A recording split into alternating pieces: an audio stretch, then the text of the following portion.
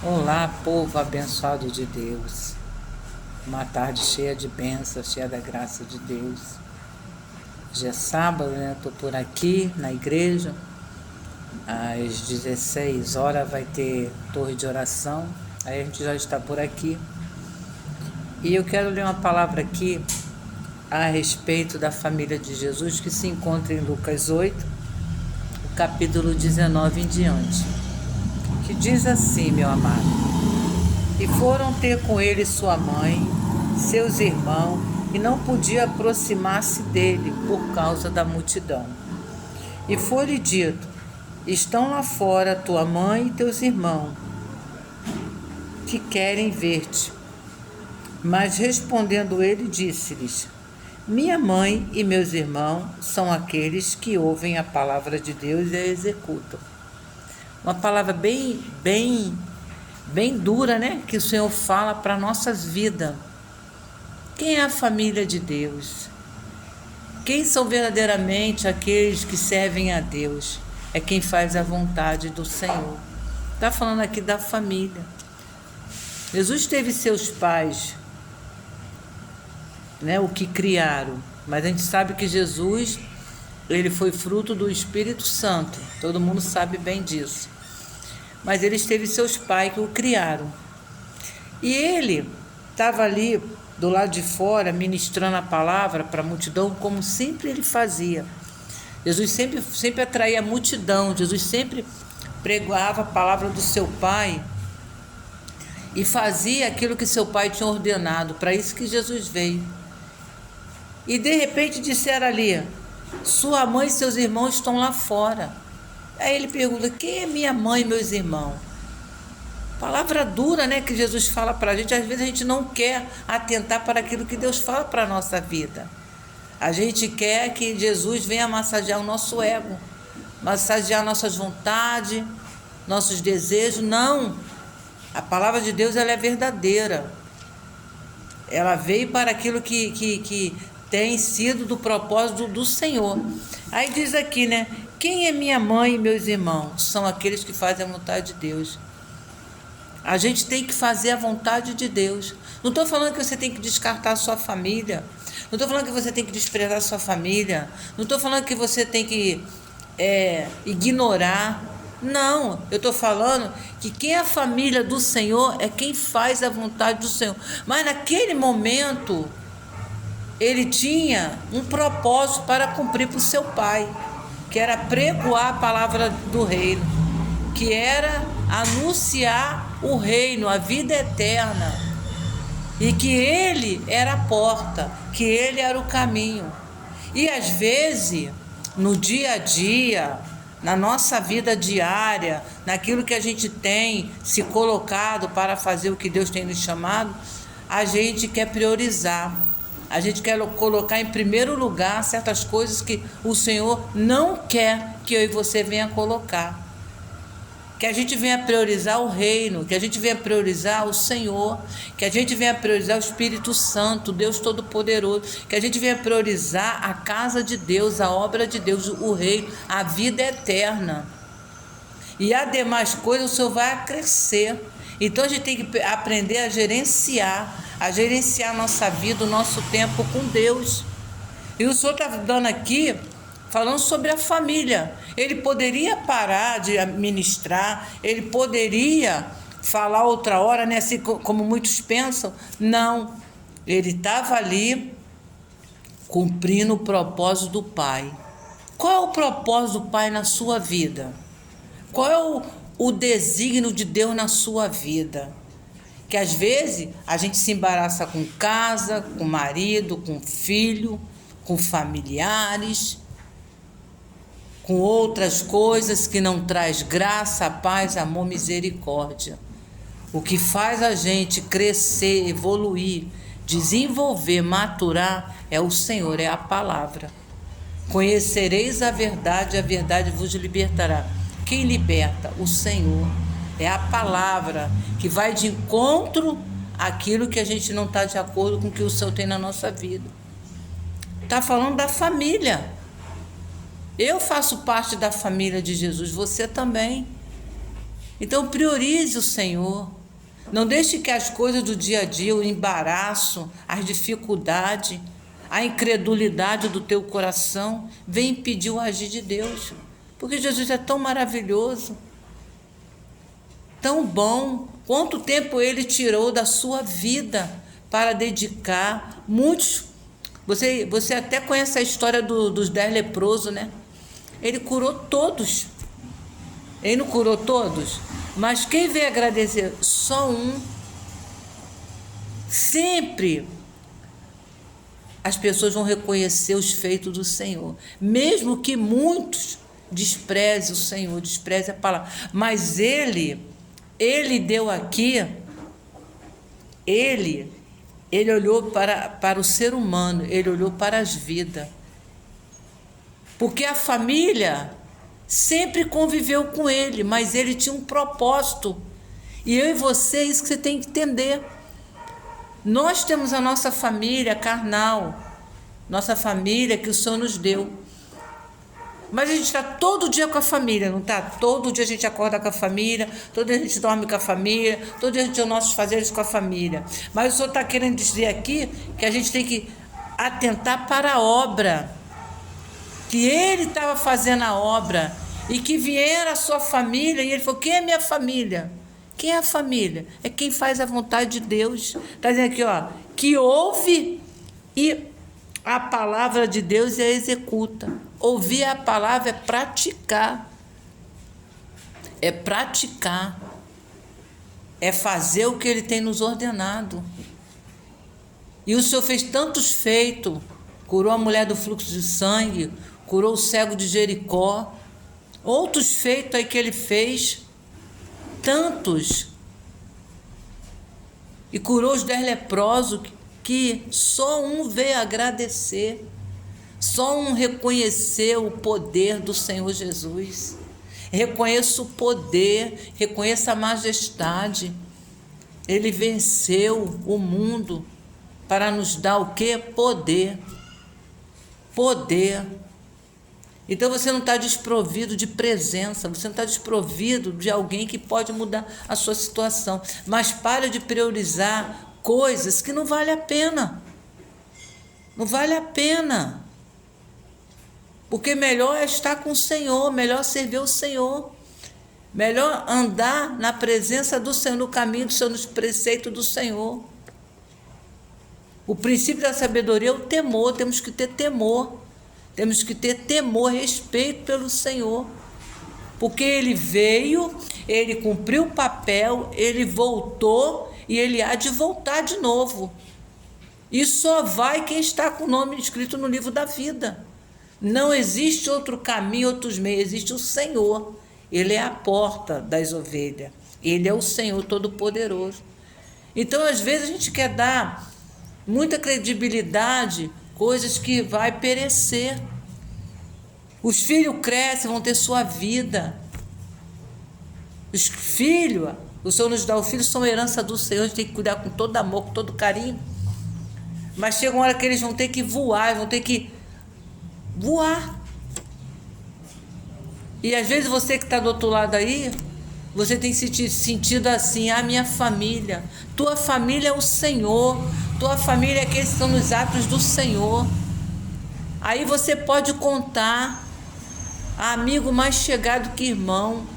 Há pessoas que a gente pode contar, que a gente pode chegar a dialogar, que a gente pode chegar e se expressar, que a gente pode chegar e contar a nossa angústia, a nossa decepção, o nosso desespero. Então isso aqui é um exemplo de lição que Ele deu.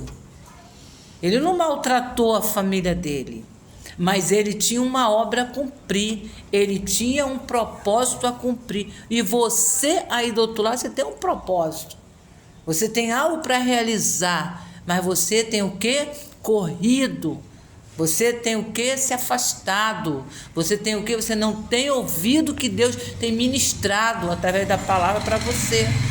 Aí você quer colocar a sua família. Você quer colocar, em primeiro lugar, a sua casa. Como muitos dizem aí, né? O maior patrimônio da nossa vida é a nossa família. Claro que é. Mas o Senhor é o bem maior da nossa vida. que darei ao Senhor por tudo que Ele tem feito e há de fazer em minha vida. Coisas que só Ele fez, ninguém faz. Então vamos aprender a administrar, vamos aprender a se organizar, vamos aprender a ouvir a palavra, porque Ele tinha uma multidão que Ele ministrava a palavra. As pessoas seguiam Ele, mas também seguia pelo pão e pelo peixe. Mas alguns ali alcançou a vida com o Senhor. E não é diferente hoje. Muitos são chamados, né? Mas poucos são os escolhidos. Deus tem chamado você aí do outro lado. Tem me chamado para cumprir a obra do Senhor. Porque parece que o Senhor só está no meio daqueles que têm uma família estruturada. Não, meu amigo. Não. A família do Senhor é quem faz a vontade dEle. Faz a vontade. E fazer a vontade de Deus dói. Porque a gente tem que renunciar ao nosso eu, nossas vontades, nossas paixões, nossa luxúria, nossa vaidade. Então, entenda aquilo que Deus quer ministrar na sua vida. Entenda. Entenda. Deus tem realizado grandes coisas na minha e na sua vida. Deus tem feito coisas tremendas na minha vida. Como Deus tem sido bom, misericordioso, longânimo, paciente. Mas o Senhor é a minha força, a minha rocha. Eu acredito que Ele é a tua também. Mas o povo fica distraído. O povo hoje está distraído com coisas perecíveis, com coisas que não traz alegria, com coisas que não agrega nada. Que adianta o homem ganhar tudo? Que adianta o homem ter tudo e não ter Jesus? Não ter o maior tesouro da nossa vida é o Senhor, é Jesus. Então que você venha abrir teu coração. Você do outro lado aí, abre o teu coração, entenda a obra de Deus. Jesus, não, de maneira nenhuma que eu estou falando para você desprezar a tua família, de maneira nenhuma que eu estou mandando você deixar a sua família. Eu só estou querendo dizer para você que o Senhor, Ele se desprendeu um pouco porque Ele sabia do propósito de Deus na vida dele. E você sabe o propósito de Deus na sua vida, mas você tem o quê? Se afastado. Você tem dado desculpa para não fazer o que Deus tem na sua vida. Depois que morrer, segue-se o juízo para todos. Quem é do Senhor vai ressurgir naquele grande dia. Quem é do Senhor, segue-se o juízo. Você tem que entender isso na sua vida. Não deixe que os problemas, dificuldade, a família roube o propósito de Deus na sua vida, a salvação, a intimidade com o Senhor. Eu quero louvar um hino aqui também com vocês, da harpa, que eu gosto de louvar. O pastor Carlos está aqui. Eu gosto muito de louvar o hino da harpa. E a gente não... O pastor Carlos está aqui. Deus te abençoe. Paz do Senhor Jesus, povo abençoado. E é o 300 e... É Rude Cruz, né? Eu vou lembrar aqui. Tem um pouco de paciência aí, porque parece que quando a gente está falando a gente fica meio perdido, mas eu acredito que você que está no canal, você é bem compreensivo, meu amado e minha amada. Que seja bem-vindo aqui no canal. Não deixe de curtir, de dar o joinha, de compartilhar, de se inscrever no canal. Ajude esse canal a crescer. Ajude o canal a crescer. Ajude o canal a alcançar corações. É 291 da harpa. Rude Cruz, né? Eu e você temos uma cruz para carregar. Carrega a sua cruz. Não despreza. Não despreza a cruz, o chamado. Não despreze o Senhor, porque é bom o Senhor, né?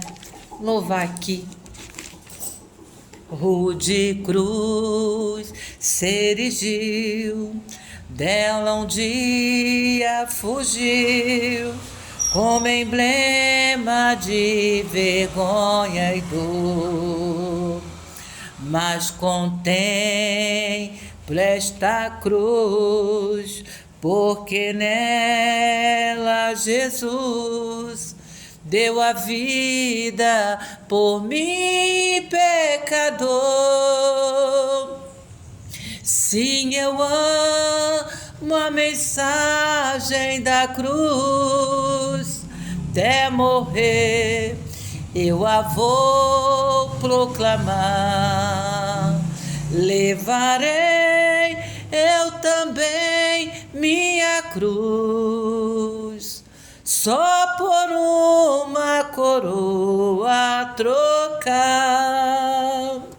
Desde a glória do céu, o Cordeiro de Deus ao Calvário humilhante baixou. Essa cruz tem pra mim atrativos sem fim, porque nela Jesus me salvou. Sim, eu amo a mensagem da cruz, até morrer eu a vou proclamar. Levarei eu também minha cruz, até por uma coroa trocar. Nesta cruz padeceu e por mim já morreu meu Jesus para dar meu perdão. E eu me alegro na cruz, dela vem graça e luz para minha santificação. Sim, eu amo a mensagem da cruz, até morrer eu a vou proclamar.